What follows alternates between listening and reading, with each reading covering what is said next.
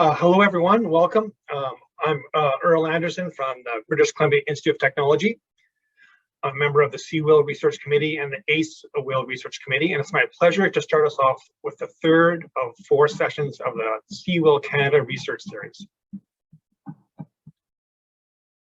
To begin with, I'd like to acknowledge that the land on which I'm meeting with you now is covered in a light skiff of snow, which is unusual for this time of year in Burnaby. So the traffic is pretty bad, and I'm sure you can all find ways to laugh at the people in Vancouver with the snow. But today was one of those days.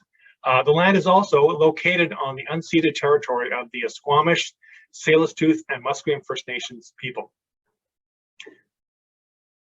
I acknowledge that as we come together today, we may be gathering on other traditional lands from around the world. I acknowledge the enduring presence and deep traditional knowledge, laws, and philosophies of the Indigenous people with whom we all share these lands today. With me today are series organizers from CEWIL Canada's Research Committee, Dr. Andrea Seda from Simon Fraser University, Shay Ivakovic of University of Waterloo, Sean Elliott of Wilfrid Laurier University, and Rachel Braun from the University of Calgary. A warm welcome to all our attendees this morning. As we start our session, I encourage everyone on the call to share their names and institutions in the chat. You're also very welcome to include your own land acknowledgements. It would be nice to know which of our colleagues have joined us today. Just a few notes about the Zoom platform, which you're probably very familiar with already. But if you run into technical challenges during the session, your best bet is to leave the session and join the call again. If the issue persists, please notify us in the chat. We hope to have time for a few brief questions at the end of every presentation. Please use the Q&A feature to submit these. You may address the questions to the appropriate person or to the panelists. I'll moderate these questions at the end of each presentation. The CEWIL Research Series features 8 research papers published in the practice of co-op and work integrated learning in the Canadian context. This book brings together a collection of research on the practice of cooperative education and WIL in the Canadian context. This book is meant to inspire researchers and practitioners in the field to apply research to their WIL practice, as well as to invite the WIL community at large to ask more questions and further propel WIL research across Canada. It's also available for free download on the CEWIL website. I'll put a link to that in the chat. All right, let's start things off with a presentation titled Delivering Undergraduate Education on Rural Remote Practice, Commentary and Preliminary Findings. The presenters this morning are Mariam, Issa, Kyung Kim, Roxanne Wright, Laila Premji, and Peter Leung from the University of Toronto. Take it away.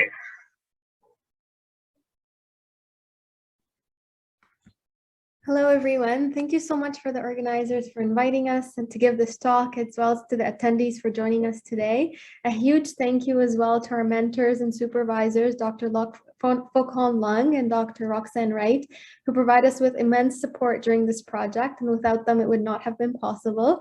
So today, we're very excited to be talking to you about this project. I will go ahead and share the presentation. Oh, that's my study notes. Sorry, 1 second.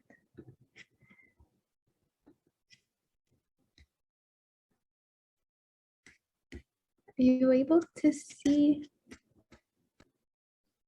the presentation?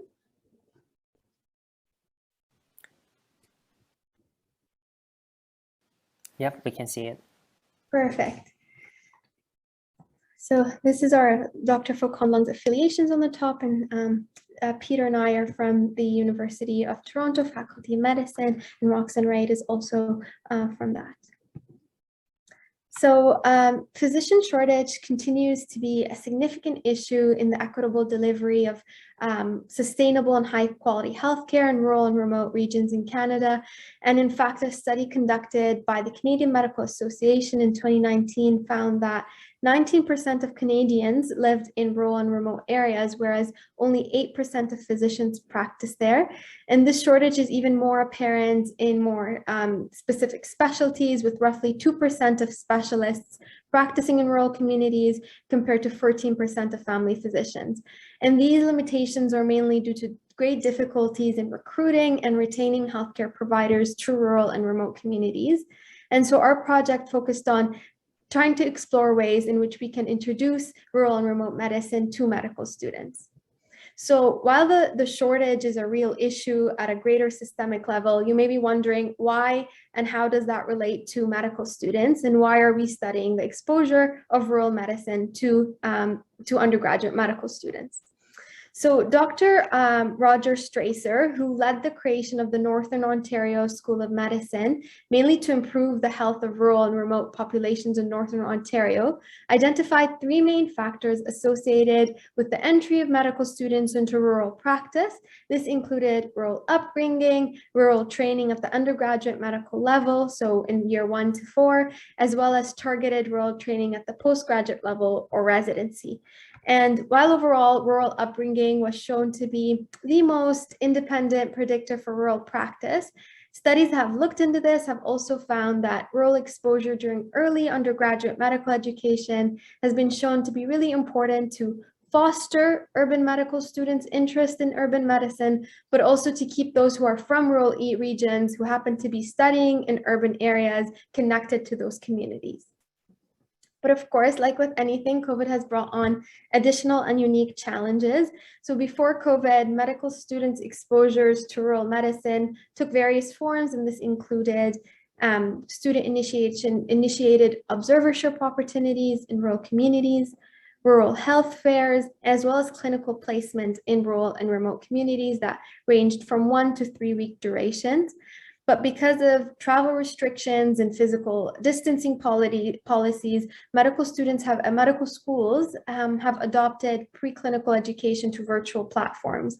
And while this was seamless in many aspects of medical education, including didactic lectures, it really did limit students' work integrated experiences, particularly as it relates to rural settings. So given that the exposure to rural medicine is important to entice interest in rural practice, as mentioned earlier, these restrictions may further exacerbate physician shortage in these regions and in these communities in the long term. So we wanted to explore possible solutions that could still maintain adequate exposure of urban medical students to rural practice, and one of those was VC technology. The reason being is that various studies have previously explored the effectiveness of video conferencing technologies for education in multiple areas. For example, studies have found that video conferencing technology provides rural trainees, such as residents, readily available guidance and support from supervisors other places in the country. Video conferencing has also been shown to be an effective clinical and educational tool among surgeons, and it has also been shown to provide timely support to elderly and rural patients, and support meaning like medical care. But very few studies, if any, have looked at or explored the use of VC technology in delivering rural education to medical students, and specifically to urban medical students. And so the objective of our study was to explore the utility of video conferencing interviews in the delivery of preclinical rural education to urban medical students, with the main question being, could a brief 1-hour virtual interview with a provider in a rural setting, like a healthcare provider in rural communities, provide students with just enough exposure to spark their interest in learning more about rural and remote medicine, and possibly exploring other opportunities, such as taking on a 1 to 3 week clinical rotation in that region? So with this question in mind, we set up our research as follows. So here's the brief diagram that shows the steps that we took for this study. The first stage involved dividing the students, particularly the year 2 medical students at University of Toronto, into groups of 6. And we sent out what's called a pre-session survey to the students. And it was a voluntary survey that was sent out, and students completed it and returned the surveys back to us. And after completion of the pre-session survey, we assigned students to rural healthcare providers that we were able to recruit for this 1-hour virtual interview session. So the healthcare providers were mostly physicians, but they also included other allied healthcare personnel, such as nurses and physiotherapists and such. Afterward, the students completed a 60-minute virtual interview with the provider, and the students were responsible for communicating with the healthcare provider and setting up the interview at the time that worked for the group. And after the interview, the students were invited to complete a post-session survey, asking students about how their experience was like, whether the experience itself had any meaningful impact on their career choices, and further exploring rural medicine. In addition to the post-session survey, students were further invited to participate in a focus group led by myself and Mariam to discuss in greater detail how the interviews went. So next slide, we have the copy of the brief surveys that we used for before and after this session. They're fairly similar, but we just wanted to give you an idea. So the pre-session survey was designed to sort of get a baseline understanding of the students prior to session, and the post-session, we compared their answers from the pre-session. And the post-session survey also included a couple short answer questions, as well as a score that we asked to students to score sort of the overall impression of the session from 0 to 10. So next slide, we have the preliminary results. As we mentioned, it's based on the completion of pre-session and post-session survey. Out of the roughly 370 second-year medical students, 76 students completed the pre-session survey, and the 45 students completed the post-session survey, which was a pretty good, satisfactory turnout for our year. And some of the findings that we want to highlight are the threes that are shown on the right, and the left we have the table that's summarizing the overall data that we gather from the post-session survey. So 3 things we want to highlight here from our preliminary findings. One is in terms of understanding health systems. So there was a significant positive correlation between the virtual interview and students' understanding of health systems in rural and remote areas. More specifically, students had greater understanding, better understanding of the challenges that exist in rural and remote settings, including access to healthcare. The second point that we want to highlight is in terms of actually harnessing interest from the students in regards to rural practice. Overall, roughly 80% of students agreed or strongly agreed to enjoying this learning opportunity. And the overall, interestingly, the overall data showed that the interview had somewhat of a little effect on students' interest in practicing or training in rural or remote communities. That's the second question that we asked on the post-session survey here. However, it's still notable to highlight that almost 30% of students agreed that this learning experience attracted them to practicing and training in rural remote areas, whereas 13% of students strongly agreed that it had a significant influence on them. The third point that we want to highlight is in terms of networking opportunities. So virtual interview, the 60-minute one that was carried out this last year, had little impact on providing students with networking opportunities with rural healthcare providers. And specifically, students identified that large student to provider ratio, as well as the short duration of interview, were some of the major barriers to establishing mentorship opportunities during the interview. So despite the number of strengths and unique opportunities that comes with VC technology, we saw that it also introduces a new set of challenges in delivering rural medical education to students in urban areas that perhaps needs to be further addressed moving forward. One was, of course, the lack of in-depth connection between preceptors and learners, and which I think is sort of inherent in any use of VC technology. And the second was in terms of recruitment of rural physicians and standardization of the experience for students. For this study, we had students pair up in a group of 6 with one physician or other healthcare personnel, and students saw that that was sort of the debilitating factor for them in terms of connecting with the mentors. And the third limitations, or an area that requires further exploration, is development of a continuous curriculum on rural medicine with VC technology.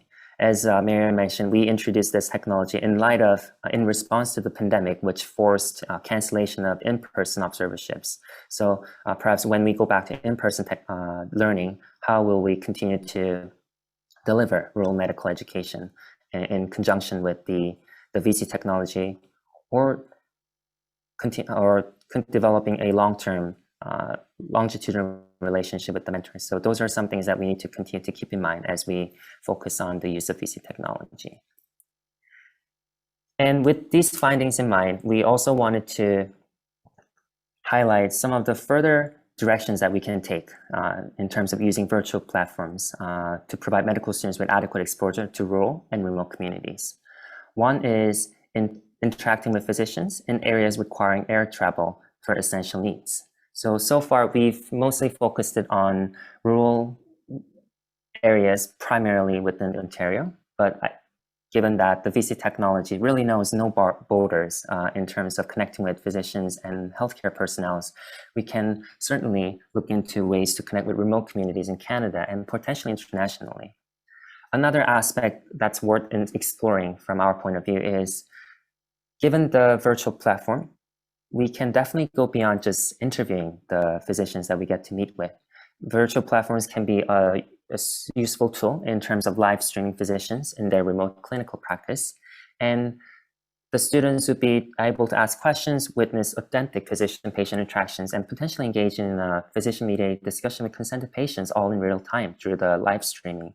And importantly, even if these learning opportunities do not foster medical students' interest in rural medicine per se, we think that it would be important to explore also whether they improve students' cultural sensitivity and knowledge of the population's unique social and health challenges. And going forward with that idea also, we see that this is a tool that is worthwhile in terms of connecting with providers, serving communities with unique challenges outside Canada. So in conclusion, the pandemic unexpectedly brought a lot of restrictions that impacted medical education, particularly for undergraduate students in urban areas, and especially in terms of exposing students to rural medicine.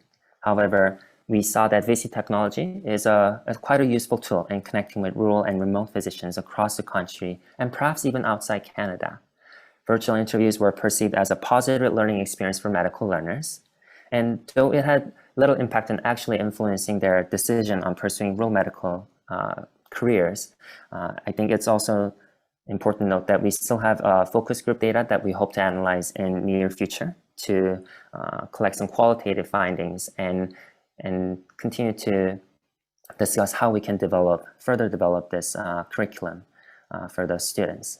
And in terms of further steps that we can take in terms of using VC technology, we talked about potentially connecting with even more remote areas in Canada or potentially internationally, and using it also to live stream to not just overcome physician shortage, but to overall increase students' awareness of cultural sensitivity and different populations that they may serve in the future as physicians. So that's the end of our presentation. Thank you again for listening to us, and we're more than happy to take some questions. That's great. There's a few questions already. Nancy Johnson asked, did all the mentors follow the same script with the video conferencing meeting with the students? I can speak to that. So we had, the students were the ones who led the conversations, and they were provided with prompts that were intended to cover course topics on community health as well as work integrated learning topics. Thanks. Sean has a question. In considering the survey participants being from the University of Toronto, can you reflect on how the implications could be affected from other medical institutions? How could other schools also build on your data? I can jump in on that one. So obviously this is going to depend on the type of clinical exposures that are available to the trainees at particular sites. And for most medical schools, at least across Canada, they do have some connection, some placements, usually in their clinical years, to remote and rural areas. So they would certainly be able to build on that. But I think if we look at this from a broader lens, it really is about how do we use video conferencing technology, which is now much more accessible in the delivery of preclinical medical education.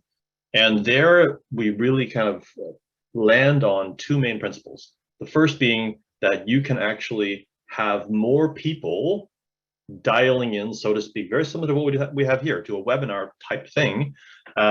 Whereas previously in the in-person settings, it would have been kind of borderline inappropriate. Right? It kind of creates the old surgical theaters that we used to have in medical training, far before my time, obviously. But that's kind of the almost viewer in a zoo type of environment, which we are certainly trying to avoid. So that is a possibility because it's now just a camera and a microphone brought into the room. The other is around geography. So I think it's certainly not limited to University of Toronto, but it's about trying to understand where the limitations are when it comes to what gaps we have in our education. For a lot of our students is around rural education, but for some other training programs, it might be around infectious disease, for example. And could they benefit from some of our HIV experts here in Toronto? Possibly, right? Or even more internationally, if you really want to be studying various manifestations of tropical disease, probably best to learn from individuals that have a lot of that experience in communities where we might have those particular pathologies. Right? I can add to that. I don't know if it was really addressed in detail earlier, but it's worthwhile to note that this was curriculum that was inserted in a course where previously there was no exposure to rural and remote medicine. So in that sense, I think any school who wanted to incorporate that topic into any kind of sort of broader course context could successfully use video conference technology to do that. Did you consider doing a literature review or analysis of other countries that might have the same problem, like Australia or Brazil or India?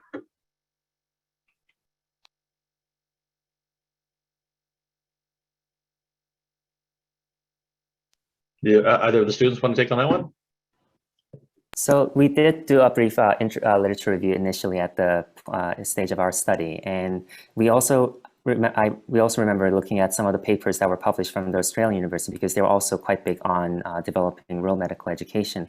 And I believe their findings were quite similar to our findings in that the short-term exposure has a little impact on persuading students to really consider pursuing a career in rural medicine. And what's really important is having that longitudinal continued exposure to rural medical education from the pre-medical education all the way to postgraduate training, as Dr. Strasser's paper reported. So I think that's something that we'll have to keep in mind as we move forward, thinking about upscaling the intervention, but also to how we can continue to deliver this type of education.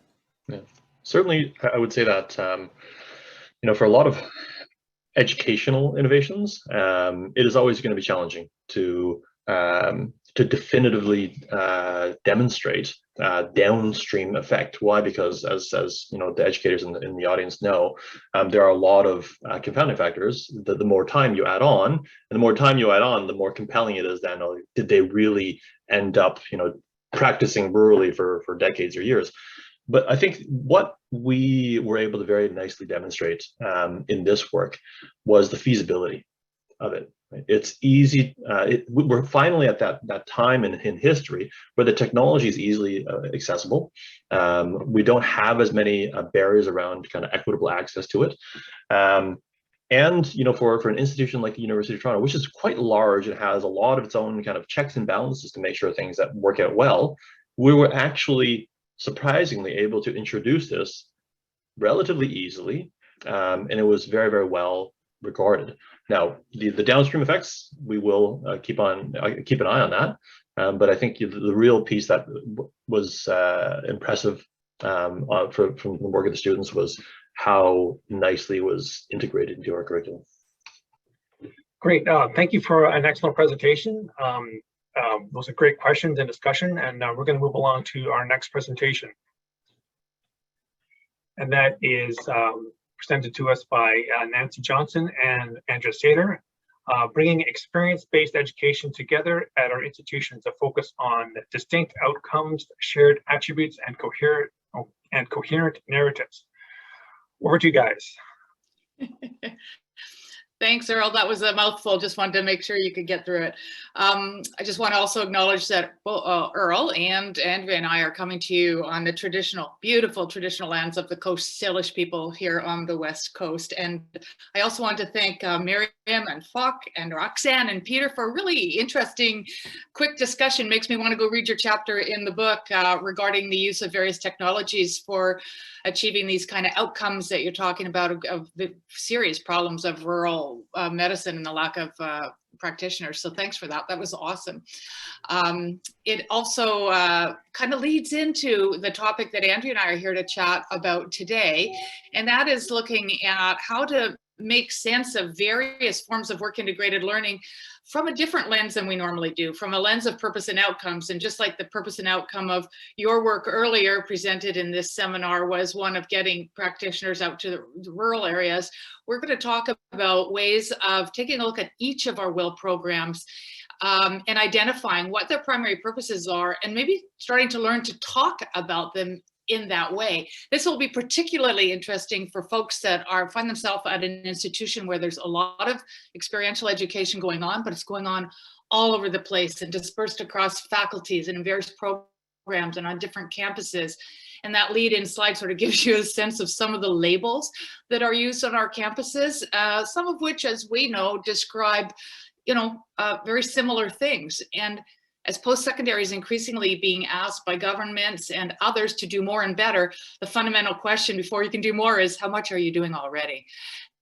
And before you can answer the question of what can we do better, you need to know what the outcomes are and what the experiences are yielding now in terms of purpose-driven outcomes for your institution. So that's what we're looking at a little bit more today. So welcome everyone. In our present today, we're going to focus on challenges of responding and positioning WIL at your institution. We'll talk about the purpose and outcomes driven approach and framework. We'll talk a little bit about the advantages and utility of the POD framework, and we'll end with some conclusions and questions.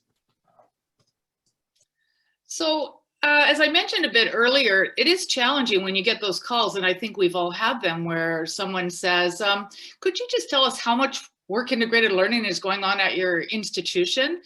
And there is no single place, or very rarely is there a single place at any one institution that knows who's doing what, to whom, and why. And this is often because those programs have emerged kind of willy-nilly, not within any particular framework or initiative, usually by super keen people that want to do good things for students and appreciate that a lot of people learn very effectively by doing and by immersing themselves in the context in which that learning is meant to be utilized. So we know that institutions have used various terminologies, that some have different learning outcomes expressed, some do not. Some have assessment requirements attached to their educational experiential programs, some do not. And so when they're asked to describe these kind of things, it's just a hodgepodge of activities. And it's difficult to understand the process and outcomes of a program, or conduct research, or report on participation, or even plan sort of strategic growth if everyone is defining things in different ways. And this isn't a problem that's unique to institutions by any means. This is a problem really that's global in nature, and it's a problem to the experiential ed field to an extent, but certainly to the work integrated learning field. We do not have sort of a single theoretical framework for EE, and so you do see this sort of plethora of programs that look and feel the same, that have defining differences, but that aren't defined by their names. So it's not uncommon you see people in say a co-op program in the sciences at an institution, call it co-op, and right next door to them, the same students working in similar jobs, utilizing the same co-op program system, calling them internships. So it's an interesting challenge, and it stems a little bit from the definitions. And just getting back to the definitions, it's probably useful to remind ourselves on this next slide that there's sort of some lack of experiential education framework, but that underneath that nests this whole cluster of programs that we talk about and that CEWIL represents, called work integrated learning programs. And then CEWIL itself has taken that little cluster called WIL and defined sort of 9 buckets of WIL just to help us talk about these things. But most of these buckets and clusters are kind of arbitrary. Each institution insists on doing them differently. And so it's a lot of challenges when you're trying to harness this information in ways that make sense institutionally. And to be honest with you, there's kind of a fear, if you will, at some institutions that this becomes politicized. And why do they want to know what I'm doing? And how much do I want to divulge? And are they going to give all the money to co-op and my service learning program will die? And so the conversations have become quite difficult in this area because of the lack of somewhat times vocabulary, but also frameworks within which to have the discussions. So there's a lot of good work when it comes to defining and positioning WIL. So one example is the BC WIL comparative matrix, which allows for the comparison and contrast of various WIL types with a focus on attributes of quality programs. The matrix is informed by the CEWIL accreditation criteria for co-op as in grounded in theoretical practices. Another example is the Global WIL Learning Framework, which extended the provincial matrix to be more inclusive of diverse WIL types outside of the Canadian context. As well, there is the CEWIL typology for the 9 types of WIL. While these frameworks are outstanding, the authors did discuss the limited ability of the frameworks to resolve the issue of discriminating between and amongst the many types of WIL, and these are often quite conflated. Further, the frameworks did not explicitly state how the attributes are connected to a primary purpose or intended outcome of a particular WIL type. So kind of in plain language, even though we have some work in this area in the frameworks that Andrea presented earlier, at the institutional level, when you're asked, where do you position your co-op program, or where does your service learning fit, or where do your city studio fit, or where even do your international programs like field schools fit within the either experiential or work integrated framework at your institution, most people cannot answer that well, because what is out there right now is just sort of beginning work. And I think I'm allowed to be critical of it because I was actually involved in much of that work, and I'm pretty personally familiar with where the gaps are in it. It doesn't mean to say that that's not good work, but it's something that we can build upon. And in some of the work that I've done since retiring from Simon Fraser University and trying to help institutions that are trying to create that coherent narrative and bring together the power of the multitude of experiential education activities that are going on at their institution, because there's a lot of power behind it, but only if you know how to frame it, to create a coherent narrative, to market and promote and link it up to institutional goals. Only then can that real power of your WIL programs be realized. So what we've done is tried to look at this from a different purpose, and exactly using the term purpose, we've looked at it from a purpose and outcomes approach, which means it allows us to understand what are we trying to do with that particular WIL program. Once we know what we're trying to do with it, we can then talk about what are the outcomes, what are primarily the learning outcomes. And you'll notice that this discussion, primarily we're looking at learning outcomes when we talk about it, because we're considering the student to be our primary customer, because these are mainly work integrated education programs. So just keep that in mind as we're looking at the outcomes. But on the next slide, you'll see that we've used an arrow as a model in terms of trying to help us understand this approach, or this lens of looking at what's going on at your institution.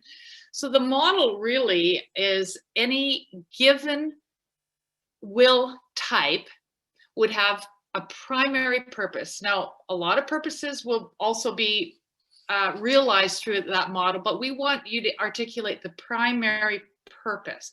The arrowhead part ensures that your aims are clear. We'll talk a little bit more about each section and each component of the model, but those purposes are quite unique to each type of work integrated learning program that you have at your institution. The shaft of the arrow, or the core, is what keeps the arrow true and moving in the direction towards the outcomes that you've articulated that will help you realize that purpose. And that shaft part of the arrow is contains those elements that we know represent quality experiential learning. And so the shaft of that arrow is actually going to be shared by, it should be shared by every WIL or EE program at your institution, because it is true, it keeps true the learning that comes from experiential and work integrated immersive learning. And the sort of feathered part, the fletchings that steer your arrow in the proper direction towards your very specific aim, they will also be somewhat unique to each individual program that you're reviewing at your institution. So let's take a bit closer look at that now in more detail, see if it makes more sense for you. So as you can see on the slide, depending on the on each program, primary purposes will differ. Some programs are really looking just to develop innovators and entrepreneurs. Some are looking at service to community. The service element is the primary element. Some will look to foster social innovation and change. Others are mainly about ensuring work readiness and a readiness for professional practice. Others are looking at really primarily developing intercultural, global fluency, perhaps international experiences. And others, goals are of diverse stakeholders. There may be goals such as the one that they talked about in the research program presented ahead of us, which are more related to governments or industry or particular professions, which in their case was to get more folks working out in medicine in rural areas. So each of those purposes are important and they should be unique. And if you have a whole bunch of programs that have the same unique purpose, you know, a wise administrator would probably say, why am I supporting so many programs that are doing all of the same thing? But it's important again to note that these are student-centric purposes. You might have institutional-centric purposes like developing greater student satisfaction through EE participation or monitoring your retention or your recruitment. Governments may have purposes such as transition to workplace times or specific filling of workplace gaps like the rural medicine, or industry may have some on talent ID or transitions. So you could replace those when you're looking at the purpose of that arrow in that way. The shaft, as I mentioned before, is really looking at, no matter what the purpose of your program, your WIL program or your experiential program, does it have these core components? Is the shaft of the arrow true? And the way you would measure that is by looking at the kind of quality frameworks we already know are in place. And you can certainly look on the CEWIL website at the PAIR model, at the AAA model. If you look down the left-hand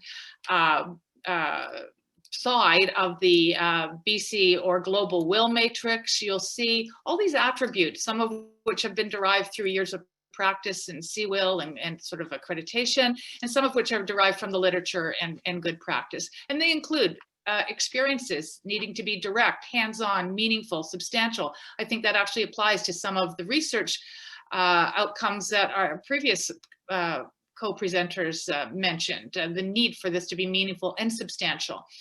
Is it reintegrated into the curriculum that the student is studying so that it makes sense in both of the learning environments that they're in? Are student outcomes developed and new meaning resulted? Is there critical reflection included in the practice at some point, and preferably through an assessment that is both formative along the way that the student is having the experience and summative at the end? And again, that provides meaningful critical reflection that helps them reintegrate into the curriculum as well so that they know what they've learned. And that middle part of that arrow is actually, as I mentioned, shared And this is important to note because the kinds of resources and the kinds of maybe research you conduct and the kinds of training you do could be shared amongst all the people that present, that offer WIL programs at your institution at the shaft level.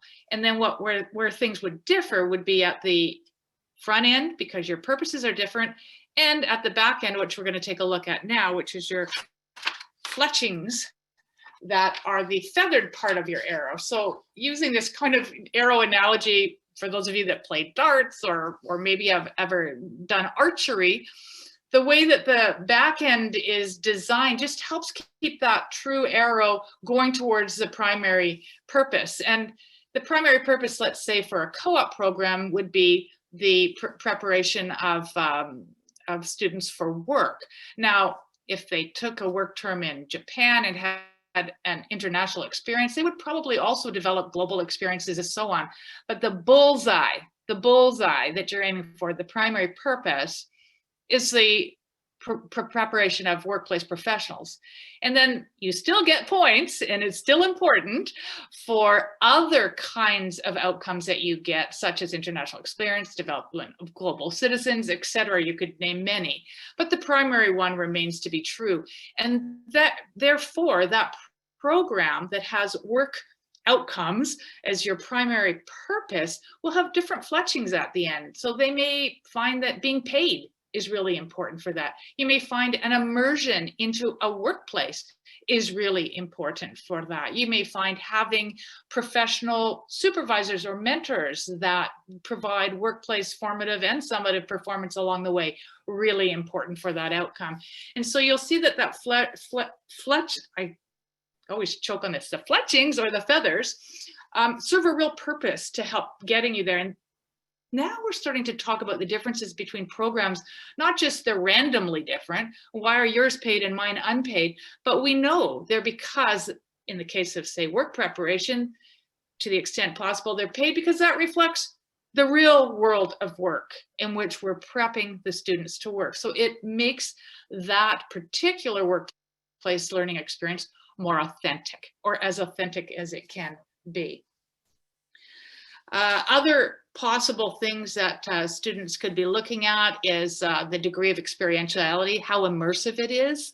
Is it something you're watching someone else do and then talking about in a classroom setting, or is the student actually going out, for example, again, back to the earlier seminar, they're actually getting a rural experience versus having a mediated experience with 6 other people for an hour in length. The nature of the setting, as we mentioned, and it could be types of businesses, it could be the location, international versus domestic, and the assessment process and the players, who is doing the learning, who is doing the critical evaluation and providing the critical feedback, our professional associations involved, etc. So all kinds of reasons why our programs might look slightly different, and those reasons link to the primary purpose, and all kinds of spaces where the programs actually share a commonality, because we know from research and practice that those attributes are really important to how students learn from experience. Thank you so much, Nancy.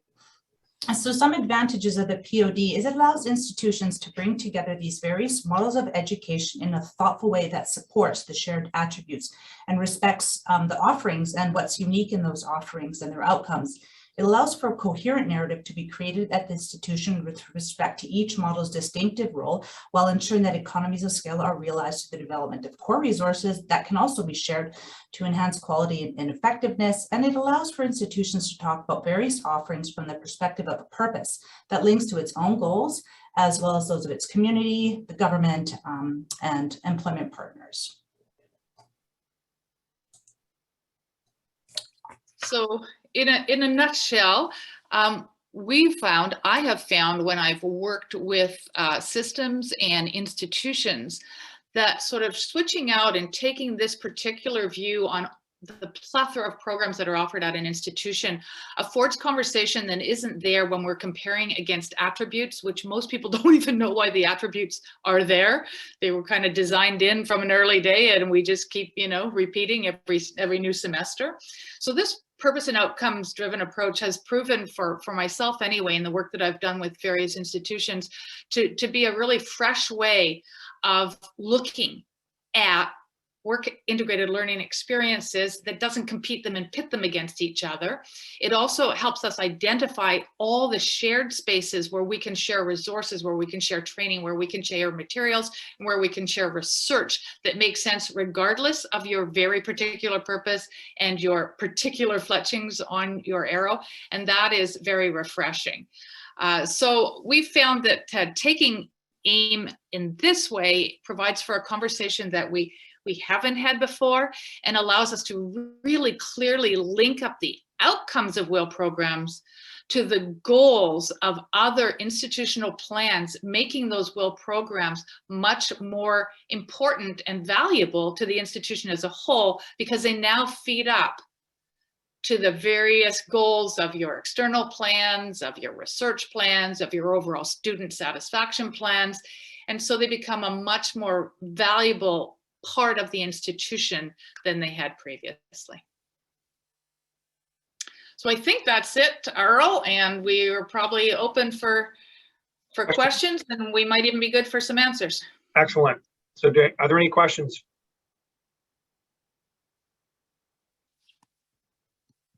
There's one that popped up. What role does the evaluator play in the learning outcomes of a WIL experience? What role does the evaluator play? Yeah, the faculty.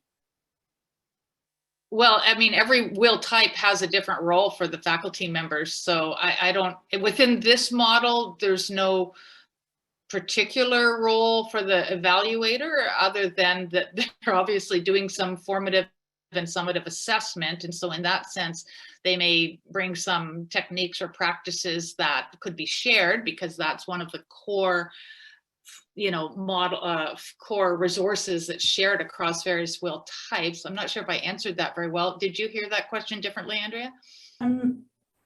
Role of the evaluator. Yeah, role of the I think what the respondent means is the role of the institution or the faculty is supervising the WIL experience. This model doesn't change that role in any way, shape, or form, as far as I understanding this. No, and I think they're supporting the student outcomes while the student is in the workplace. If they're, you know, an evaluator, a coach, or a mentor in that capacity, they're supporting the reflective experiences of the student and maybe helping them integrate their academics and their workplace learning. And as well, they play a big role in the assessment of the student, as Nancy mentioned, both formatively and summatively. Is that the question that person had? I hope we answered it. Hope so. Next question. Has this model been implemented in an institution? Yeah, it has. It's been used at the institution in order to create a coherent narrative and to help understand. So I did some work, shout out to Langara College in Vancouver, and we use this approach and these lenses there. And also I'm using it and we'll be using it more at Simon Fraser University, where I used to work, and so I've come back to do a little bit of work there, and also have chatted with others around the world and some institutions in Ontario, so I won't mention them because there's other people doing that work right now, where taking this approach has been quite helpful in a variety of ways. And we're also using the approach as part of our inventory tool. So the way we're developing out like a survey tool to understand what's happening institutionally, the purpose and the outcomes are at the core of that. Next question. Does size of the institution matter for this model? Are you trying to set me up to answer this in a smarty pants way, Tyler? No, size does not matter. I don't think at all. I think really what it does is, Tyler, it presents a way of regardless of if you're looking at 20 WIL programs or 3, it's a way to talk about them and make sense of those programs by what they're trying to do. So wouldn't really matter. In fact, I think it's the larger the institution, maybe the more helpful it is, because those conversations get politicized pretty quickly and are sensitive. So no, I haven't. I've worked with small groups and then full institutions like the Langara project. So. In the Q&A section, Ashley Sterling asks, do you have any tips on how to start applying this model to existing programs? So what are the main benefits of this model? Thanks, Ashley. That's a good one. Yeah, I think the tips are really in the very initial setting up of this. If you wanted to do this institutionally, and Andrea has mentioned that at Simon Fraser University, they're doing a inventory of EE. Oh my gosh, this is the most critical stage, is trying to figure out what all is going on, so that when you do use these lenses, Ashley, you are using them as inclusive of everybody as you could possibly have gotten. So the tip would be, do whatever it takes, get down to the most granular level to find out who's doing what, because there's so much experiential education, much of it is work integrated, happening even at the individual professor level, some of whom are sessionals, doing fantastic WIL and EE work, but they come and go from the institution, or they're off doing things within their own, literally at the course level. So that's the challenge, is trying to find out all of what's going on. So what I've done at both institutions that I'm working with now, with Langara in the past and SFU now, is get the deans involved and have this as an important institutional initiative, so that you can make sure that everybody gets on the map. And then you have a living map of WIL and EE at your institution, so that people know, oh, I want to be included in that, rather than sort of trying to stay off the radar and doing your own thing so nobody bugs you or tries to change it. Great. Are there any more questions before we wrap up for today?